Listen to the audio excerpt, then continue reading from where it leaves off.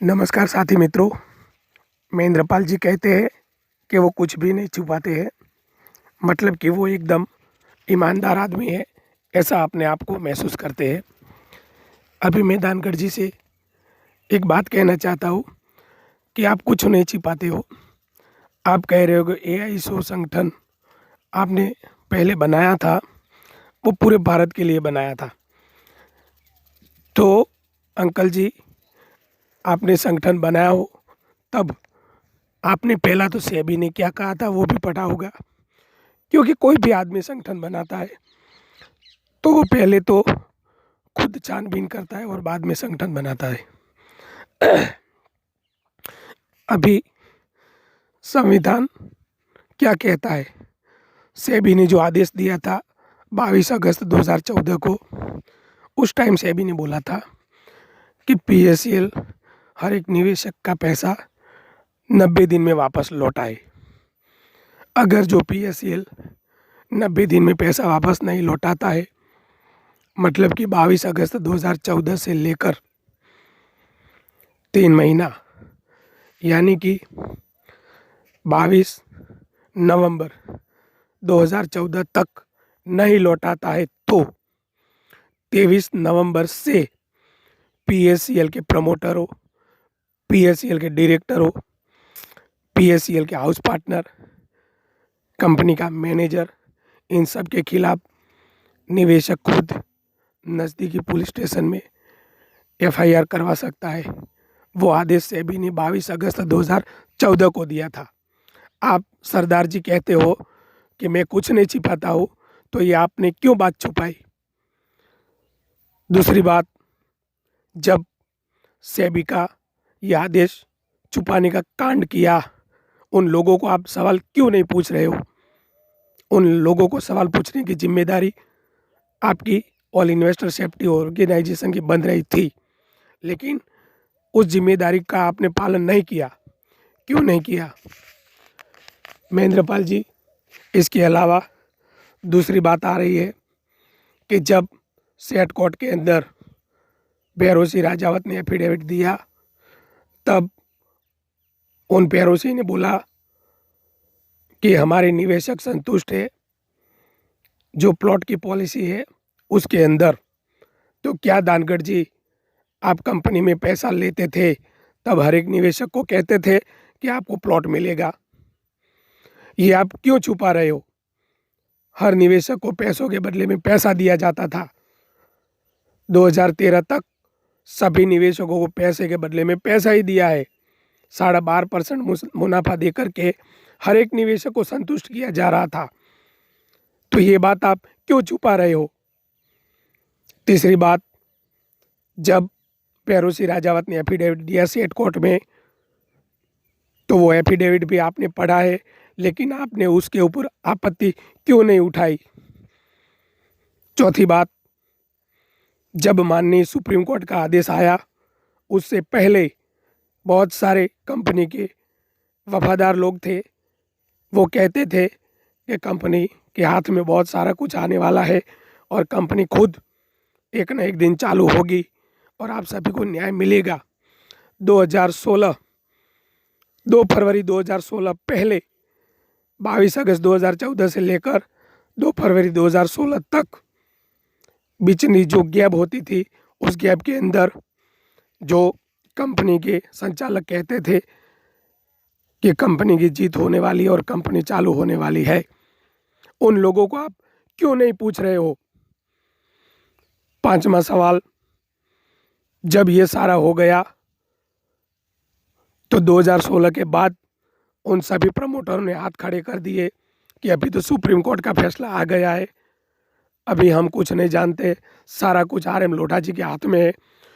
तो उन लोगों को मैदानों में से बाहर क्यों निकाल दिया? आप अपने आप को ईमानदार कहते हो, आप अपने आप को खुद कहते हो कि बहुत ईमानदारी की टोल पीट रहे हो, और कहते हो कि डुगडुगी दूसरों की बचा रहे हो। मतलब कि संविधान को आप चुनौती देते हो क्या?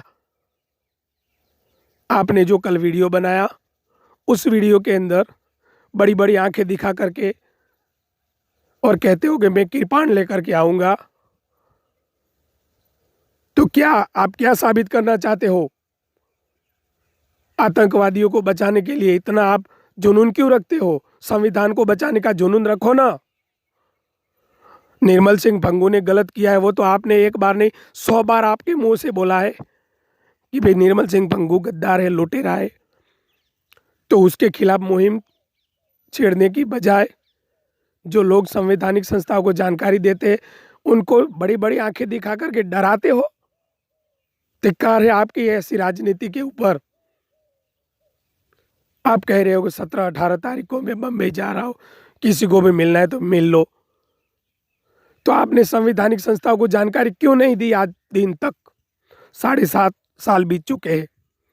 7.5 साल बीतने के बावजूद भी संविधान की आंखों में धूल झोंकने वाले जो भी लोग हैं उसको आप समर्थन क्यों करते हो?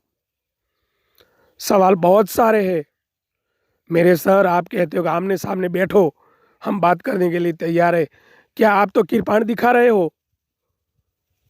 क्या हमें मार डालना चाहते हो क्या? एक और आप कहते हो कि आपकी माई का दूध पिया हो तो हमारे आमने सामने बैठो। हमने तो हमारी माई का दूध पिया है, इसीलिए हमने संवैधानिक संस्थाओं को ये जानकारियां दी है। अभी 11 लोगों की गिरफ्तारी हुई, तो उन लोगों के ऊपर आप कुछ नहीं बोलते हो? क्या वो लोग पाक साफ थे? वो लोग ईमानदार थे? क्यों उसकी गिरफ्तारियां हुई? सवाल है कि जवाब है आपके पास में। मेरा आवाज 2-3 दिन से थोड़ा सर्दी के कारण दब गया है, इसीलिए ऐसी आ रही है। लेकिन साथियों, जो संविधान कहेगा वो काम हम करेंगे। दानगढ़ जी कहते हैं वो किसी से नहीं डरते, लेकिन हम तो डरते हैं आतंकवादियों से। हम आतंकवादियों से मिले हुए नहीं है, इसीलिए हमें खौफ है। हमें भंगू का समर्थन नहीं है, इसीलिए हम डरते हैं, क्योंकि हमारा लाखों करोड़ों खरबों रुपया उसके पास जमा है। वो लोग हमें नहीं देते हैं कि भाई तुम लोग लो। हमारे पास पैसों का पावर नहीं है, इसीलिए हम डरते हैं। लेकिन संविधान सर्वोपरि है। हम संविधान को मजबूत मानते हैं। हमारे अंदर जो जुनून है वो सिर्फ और सिर्फ देश प्रेम का जुनून है। आतंकवादियों को मदद करने के बाद भी आप अपने खुद को पाक साफ बता रहे हो बार बार। जिस तरह भंगू कंपनियों का नाम चेंज करता था, इसी तरह आप भी अपने संगठनों का नाम प्लेट चेंज कर रहे हो और ऊपर से बोल रहे हो कि हम परमात्मा को साक्षी मानते। इतनी झूठी कसमें क्यों खाते हो? कौन सी मजबूरी है आपकी? ये सारी मजबूरियां आप बयान करते हो। आपने जो वीडियो डाला उस वीडियो के अंदर आपकी जो जुनूनता दिखाई दे रही है वो सिर्फ और सिर्फ सच्चाई बताने वाले लोगों के ऊपर आप हावी पड़ना चाहते हो। क्या बिगाड़ा है आपका जो आप कह रहे हो कि जीरो चैनल वाला ये करता है? जीरो चैनल वाला तो आज खुद कहता है, मैं खुद भी कह रहा हूँ कि 21 और 22 अगस्त 2014 का मेरी ब्रांच में जो पैसा आया था 33 करोड़, उसका जवाब किसके पास है? आपके पास है तो दे दो। चलो, 33,09,93,000 रुपये पालनपुर से आए थे। 1,10,331 रसीदें कटी थी। उसी तरह आप अपने संगरूर ब्रांच में भी तलाश क्यों नहीं करते हो? संविधान सर्वोपरि है, लेकिन किसके लिए? जो ईमानदार है वो व्यक्ति ही बात कर सकता है। आप कह रहे हो पृथ्वीराज यादव जी बैठ गए, उसको बैठाने वाला कौन? उन लोगों की झूठी बात थी, उसीलिए वो बैठ गए हैं। एक न एक दिन आपका षड्यंत्र बाहर आ जाएगा, तब आप भी बैठ जाओगे, क्योंकि संविधान के सामने माइक आंगलों का काम नहीं है, ये बच्चों का खेल नहीं है। पृथ्वीराज ने बोला 1 लाख करोड़ का टैक्स पेड किया है कंपनी ने, तो 1 लाख करोड़ का टैक्स पेड करने के ऊपर 15%, मतलब कि 15 लाख करोड़ रुपया कंपनी ने निवेशकों के पास से लिया है, तब तो 1 लाख करोड़ का टैक्स दिया है ना कंपनी ने गवर्नमेंट को। उसका जवाब है पृथ्वीराज जी के पास।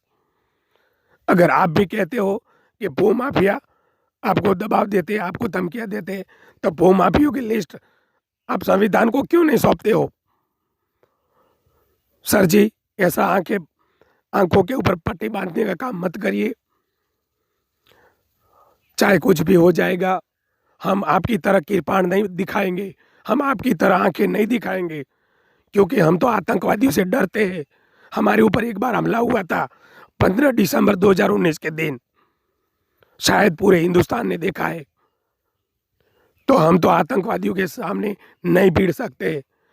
हम संवैधानिक संस्थाओं को जानकारी देते थे, देते हैं और देते रहेंगे। साथियों, मेरी आवाज़ बराबर खुल नहीं रही है, इसीलिए आपको समझ में आए या ना आए तो मुझे माफ़ करना, लेकिन ये सच्चाई है कि 7.5 साल से यही संगठन वाले लोग बंगों को बचाने के लिए तरह तरह की बातें करते हैं। लेकिन साथियों, कुछ भी नहीं। हम तो संविधान को, कानून को मजबूत मानते हैं। 21 और 22 अगस्त 2014 का पालनपुर का 33 करोड़ रुपया कहाँ गया? जो आतंकवादियों को नहीं गया है तो एफिडेविट क्यों नहीं देते हैं? कंपनी के संचालक, कंपनी के प्रमोटर, वो सब लोग जिंदा है तो उनको एफिडेविट देना चाहिए सुप्रीम कोर्ट में जा कर के।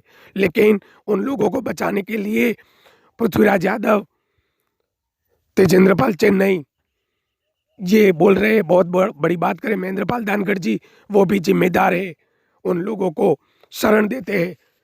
लेकिन धिक्कार है ऐसे शरण देने वाले लोगों को। जय हिंद, जय भारत, जय संविधान, जय मेरा देश। मेरा भारत महान है, महान है, महान था, महान रहेगा।